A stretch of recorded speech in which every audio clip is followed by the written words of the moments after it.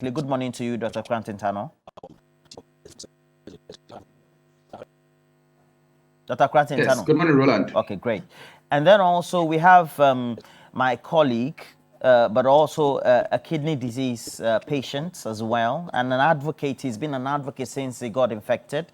And Thomas Khan is a Central Regional Correspondent, and he's also a key advocate. He's joining us as well. Good morning to you, Thomas. Hi, good morning, Barbara. Okay. Yeah, good morning, Roland. Yeah, great. Now, Doc, let's start with you, Krantintano. If you take the current state we have as a country, you just oppose this with the world. In terms of the statistics, how many of us infected with kidney disease? What is it? What are the numbers?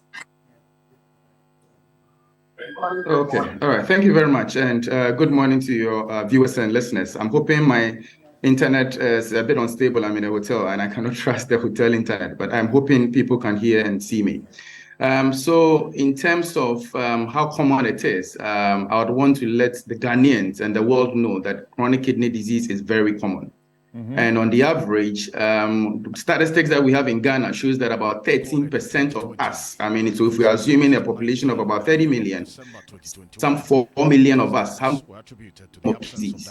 Now, the key issue is that it actually goes in stages. So if you are in early stages of being on this, so the number worldwide is about 10%, in Ghana is about 13%. So, in sub-Saharan Africa and for that matter in Ghana, our numbers are higher than the rest of the world.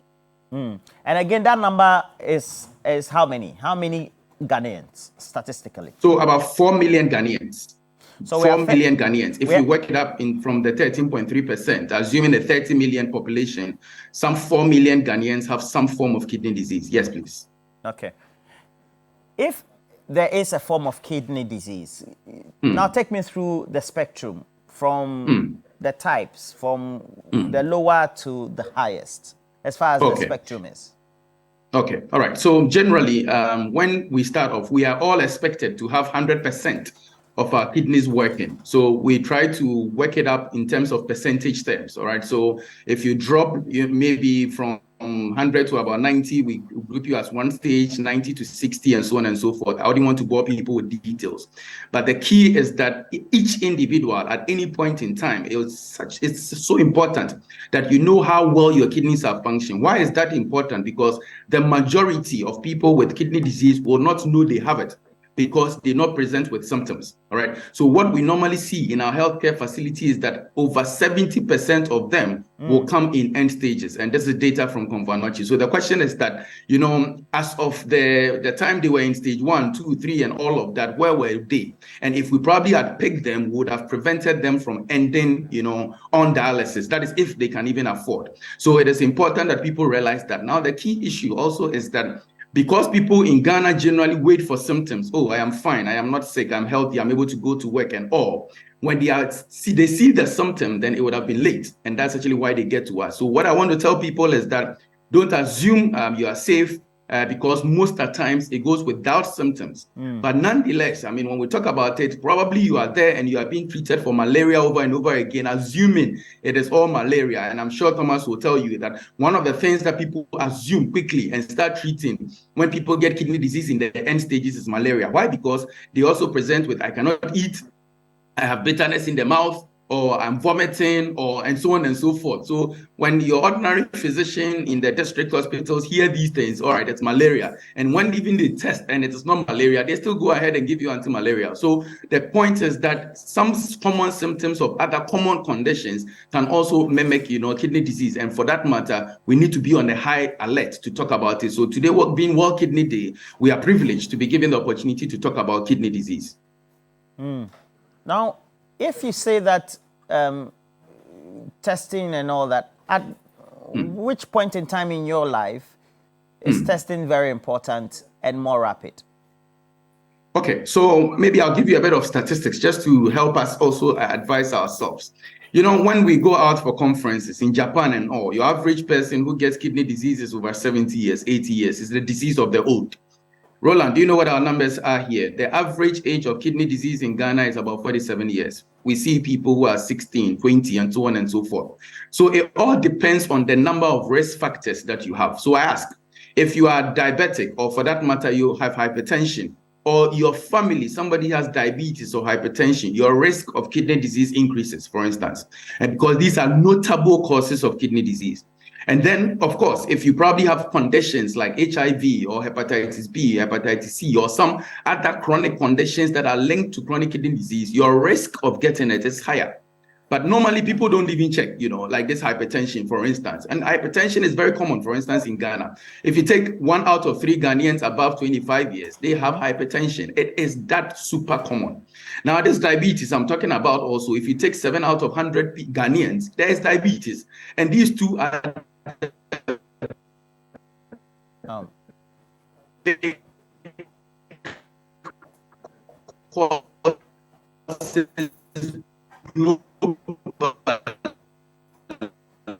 we seem to be having some difficulty with your internet. If we can't do that because in terms of kidney disease. Okay. But now, the kidney disease itself, because one of the functions of the kidney is to control blood pressure.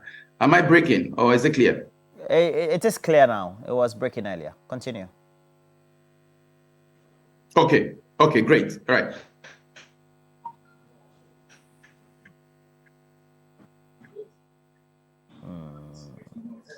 So one of the key issues is investigations to pinpoint the cause of the kidney disease. So most nephrologists or most consultants will cap it as chronic kidney disease caused. Well, we're getting break. We have to call you on the phone. I think that's the most prudent thing to do. And Thomas, what was your experience like before you got infected? And since you got infected, what has been your experiences as you visited the hospital and saw other patients, etc.? Before we come to the issues of advocacy, Thomas.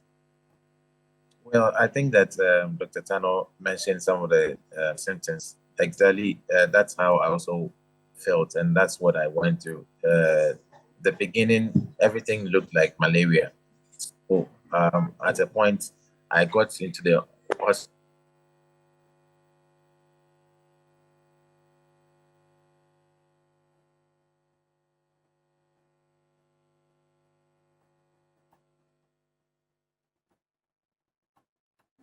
Well, Thomas, well, we seem to be having some difficulties. But so far, this Dr. Tano, are you on stream?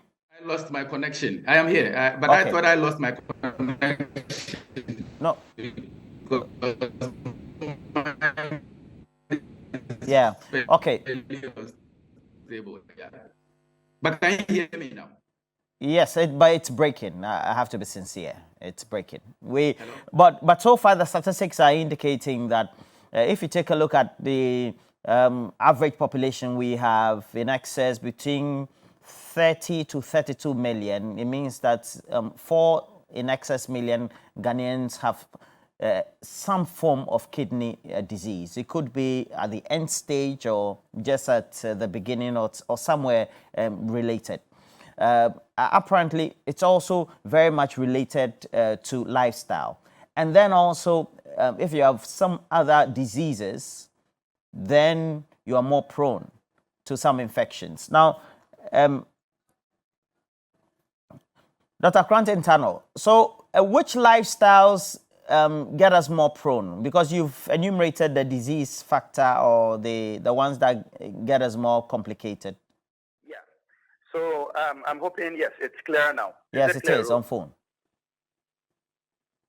Hello, Roland. It is clear now. Please go ahead. Yes, please. Fantastic. Yeah. Yeah. So I mentioned that the world over, the diabetes, the hypertension, and then I mentioned also that in our part of the world, people don't come early for us to even know the real causes of kidney disease, one way or the other. So we cap it as cause unknown. And the risk factors in this cause unknown are numerous. And I mentioned some of the habits that people engage in that we believe increases their risk of kidney disease, for instance. So taking all sort of medications without knowing its import on your kidney. Probably even some medications that we doctors write, antibiotics and all, sometimes have some effect on the kidney, for instance. And then again, the aphrodisiacs. One of the common things I see now is a lot of young men taking all sort of aphrodisiacs with very strange names. which we believe might also have some input on their kidneys and also giving them high blood pressure. There was a lot of talk on galamsey and the use of mercury and all of that recently. And there is also effects on kidney disease. But apart from that, even simple things like not drinking enough water in the day, for instance, is also a worry. Taking too much salt, which increases your risk of hypertension, or taking too much sugary stuff that increases your risk of diabetes, which eventually can also cause kidney disease. So these are things that people should be particular about. Dieting is also just a major issue so far as kidney disease, diabetes, and hypertension are concerned, in the sense that we believe, or we tell you all the time that vegetables and fruits are the best, but nonetheless, our main meals are always carbohydrate laden, with fat and oil and all of that. So these are things that we believe, if people check, it will go a long way, to help. But nonetheless, I have patients who say, oh, doc, we've done everything right. We don't do this, we don't do that. But then eventually people get the disease. That is why I always advise that even though you are doing everything right, once a while, once a year, as we are making noise on kidney disease now on 3FM, always on TV3, also make sure that you also check your kidney function. And it's so important that this is done if we are to bring down the burden of kidney disease in Ghana. Roland. All right. Thomas, what do you think is accounting for the number of young people who are getting infected or having kidney disease or some form? I'm suspecting that there are a lot of factors.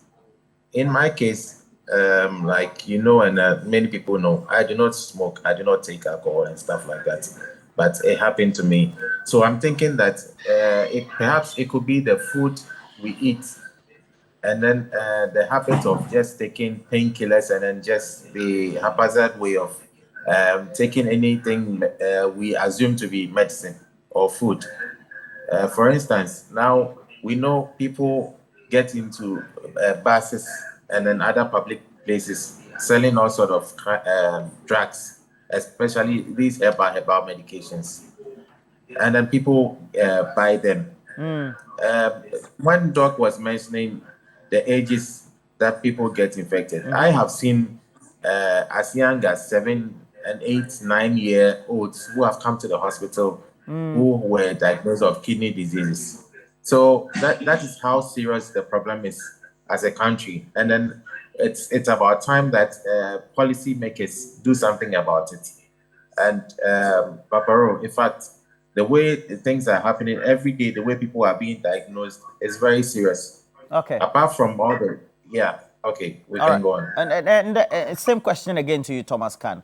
Because you're a young person, you see people around, and I very much know that Doc is saying it's very much lifestyle related in relation to the young people averagely in our country who are getting infected. What have you seen by way of the lifestyle among your peers, those who are younger, that gives you the fear? Because you tend to visit the hospital for dialysis each time or each week. Yes, Paparo. In fact, sometimes when I go out and I see young people doing some kind of things, I fear. Please say their things. Don't say some kind of things. Especially you go out and you see people drinking, smoking, and then there's this craze about shisha and all of that. I see young ladies and young men doing all sort of things like that, and I'm like, what?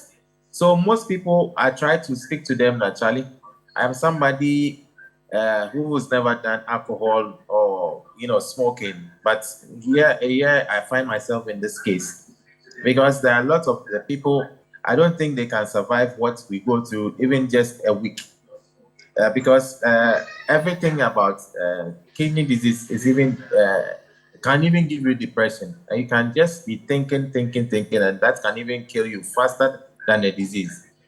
So it's very, very worrying, especially the rate at which people just take in any kind of medicine at all. Anything they hear that, oh, this thing can cure or do this thing to help the body, people just go for it.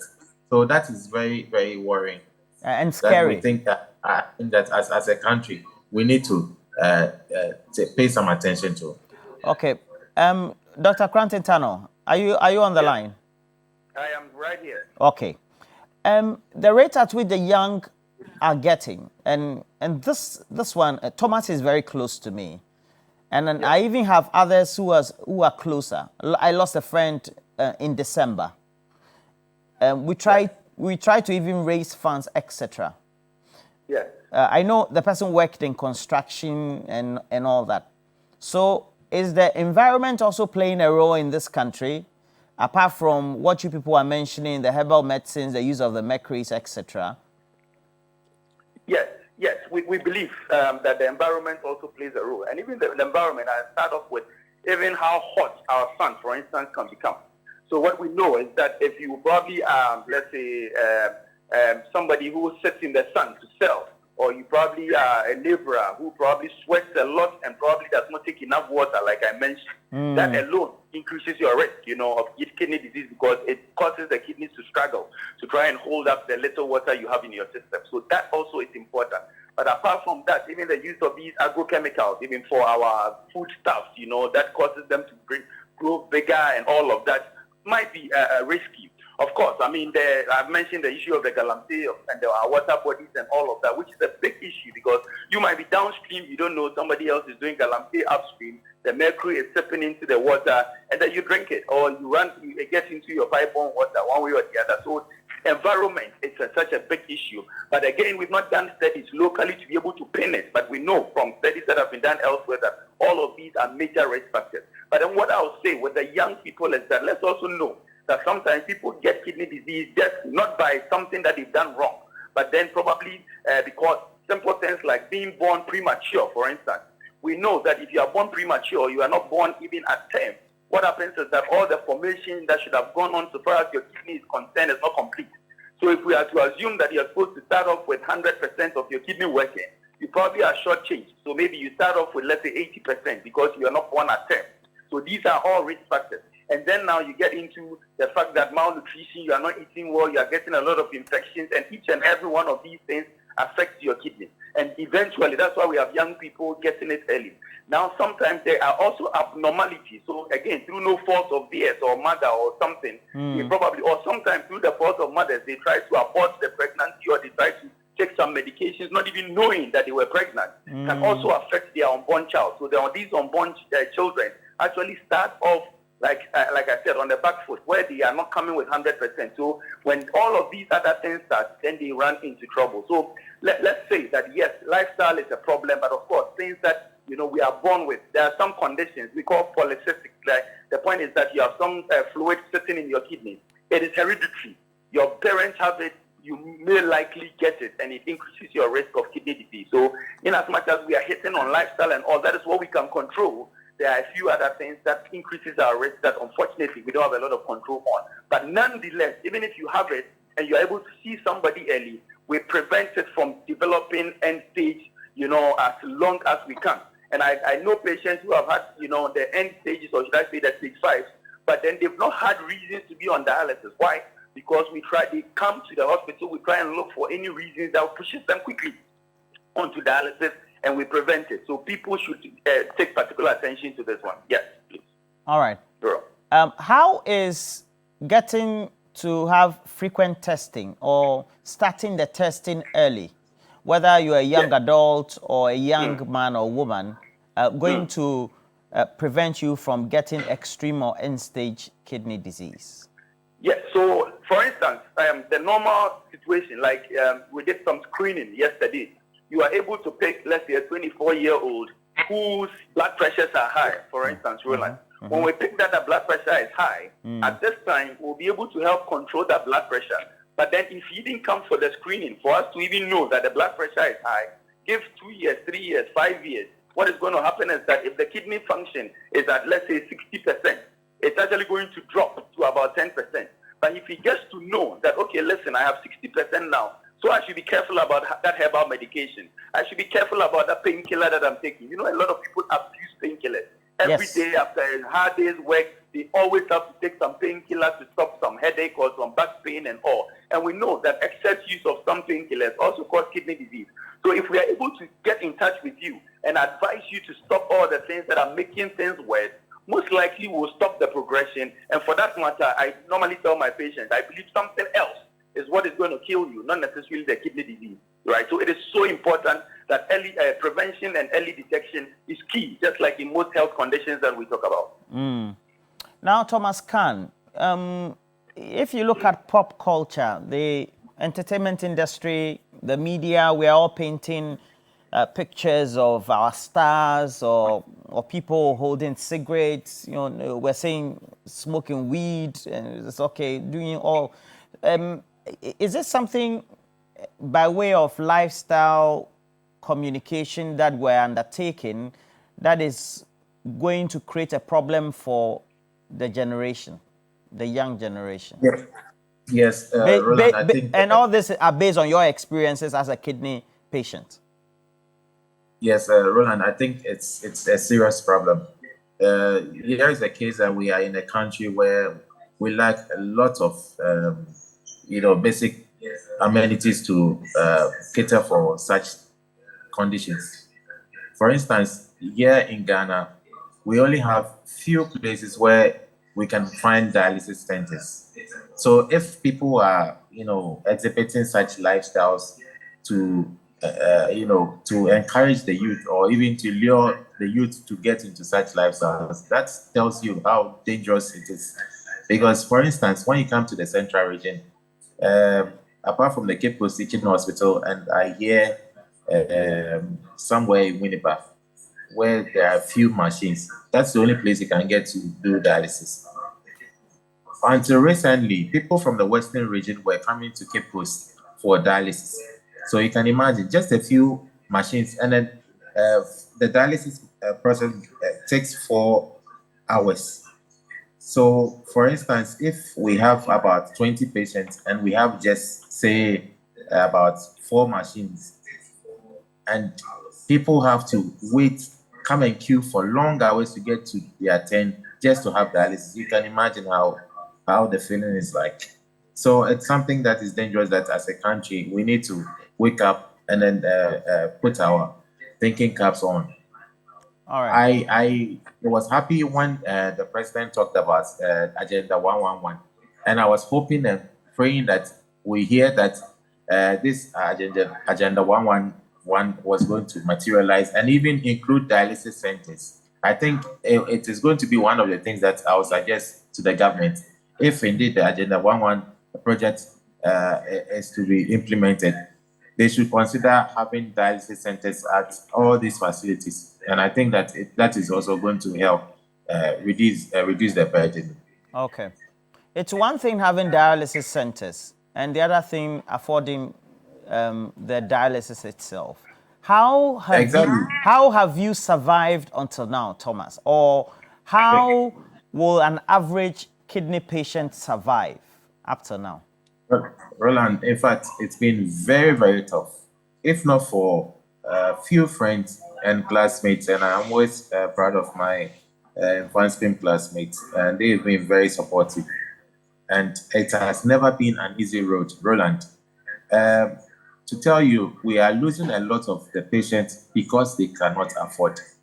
Because most people come to the hospital when they are diagnosed and they are like, what kind of sickness is this? Before they come to the hospital, like doctor indicated, they would have gone to places, including the churches and then even native doctors, just to get a remedy or to get some healing. So when the person comes and then he has to pay 350 cedis per session, that is not an easy thing. And then coupled with this economic hardship that we find ourselves in, Roland, is not an easy thing. So it's something that we are appealing to the government that there should be something done about this, because we are losing a lot of lives because people cannot afford. Well, to tell you the truth, these days, the number of people who were seeing at the hospital, unfortunately, most of them are not coming again. You ask and they are like, they can't afford. That's why they are not coming.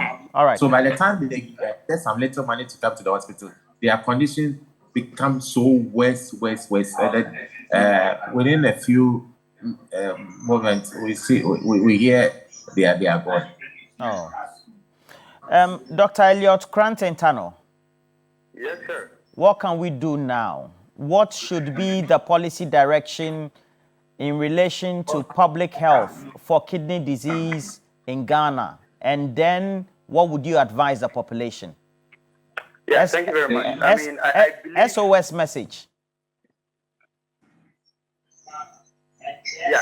So that yeah. So can you hear me, bro? Yes, please. Once your television is not interfering with this, we can hear you. Yes. Yeah. It's so important that we have conversations like this, and we thank you for the opportunity to talk about the kidney. And it's so important that as we are discussing it, people get to know that it's important. Normally, I talk about the fact that kidney disease is deemed the neglected non-communicable disease. A lot of people know diabetes. A lot of people know about hypertension. But until recently, even there wasn't any talk of kidney disease until we are seeing these young people now go to our various churches to teach for fun. And as it stands now, like Thomas mentioned clearly, now even dialysis, when you get pregnant and you get some kidney disease, which in that case, sometimes you need some 1-2 sessions of dialysis, and that is all that you need. Unfortunately, that is not even catered for. So people like Thomas are so privileged. My average patient, I watch die all the time because they come in, you discuss dialysis, it's going to cost them about $1,200 a week. How many people can afford $1,200 a week? And it's only for the dialysis, not to talk about other medications they need to take. Not to talk about the fact that they need to transport themselves to the hospital. Not to talk about the fact that they are sick, so somebody else to stop their work to bring them to the hospital. And since young people are getting it, normally they will have children. Who is going to feed these children? So I think that it is so important that we begin to have a discussion on kidney disease and how we can make it available one way or the other. Like I said, one, the dialysis are not available countrywide, and two, even if it's available, it is not affordable. How can this be done? And I look at other African countries, in Kenya, Tanzania, and all of that, they get dialysis done for free on their national health insurance scheme. Seriously? So why is it that Ghana, I'm not sure we are not any, of course, apart from these recent challenges that we are having, we are virtually about the same. I'm sure they're also having their challenges, but nonetheless, we are comparable in terms of, GDP. So why can't we look at kidney disease? Say, okay, government says that, okay, I can support to this extent, or I can support to that extent, to be able to save the vulnerable, because, the thing we are talking about is the vulnerable also. Now, if you get kidney disease and you are some village or you just die straight away, you never get the opportunity to get dialysis, because even if you can afford, you're a cocoa farmer, you are rich, your daughter gets kidney disease and you can afford and you live far, what happens is that they have to now relocate to Kumasi, to Accra, just to be able to do dialysis. So it's such a big problem. So it should be available and it should be affordable for all. But nonetheless, as we are fighting for that, it is so important that you and I know what we need to do to prevent ourselves from getting the kidney disease even in the first place. Charlie, the pictures you two paint are scary. We're in a scary situation, are we not? We are in a scary situation, and before we started off, you said that, Charlie, I should hold the passion, because, Roland, we see people die on daily basis. People could have lived if only they could afford dialysis. I mean, people just like maybe Thomas, we are seeing now and seeing how well he's doing. Others will not have the privilege to live this long with kidney disease. So you see them, you admit them, you let them know this is what they need to do, and you watch them die. Sometimes you see their wives by their side, you see their kids by their side. And as a doctor, in the next 1 week, this gentleman is going to die. In the next hour, this gentleman is going to die, or this lady is going to die. And you are so helpless. There's very little you can do. And that is what forces some of us to get out there to ensure that you and I get to know about how well to take care of our kidneys so we don't fall in that situation in the first place. And then again, maybe let our politicians know. I mean, we went to the extent of, it was 2018, go to the Parliament House. We actually did free screening for parliamentarians, so to be able to get some audience to discuss kidney disease with them. Some 5 years down the line, no show. And that's unfortunate. That's very unfortunate. But these are things we need to talk about to be able to change the dynamics of kidney disease in this country. Charlie, you two are all fire. You're all fire. You're very passionate about your work. I remember before we came on there, I asked you why you were not outside there, migrating as a top nephrologist. But you said you have a passion for the Ghanaian. And thank you very much. So we're privileged to have had this conversation with the two of you. First, consultant nephrologist, kidney health advocate. You are also with the Comfort Teaching Hospital. And then also, your name is Dr. Elliot Cranton Tano. Thank you very much, Dr. Tano. And then also Thomas Khan is a survivor. He's a kidney disease patient currently, but is a survivor, surviving daily. And we have to thank his year group at Infantipim for the help. Just in case you know somebody around you, please tell them that screening or doing the annual test is very important to get to know your state of your kidneys, and then you will be advised by professionals on what to take. Just in case you also want to get interactive, it's always important for you to reach us through TV3 Ghana as you use the hashtag TV3Newday as well. Thomas Khan, thank you as well. It's when we have to go for a break. When we come back, we'll have some interaction with Kelvin of Sports.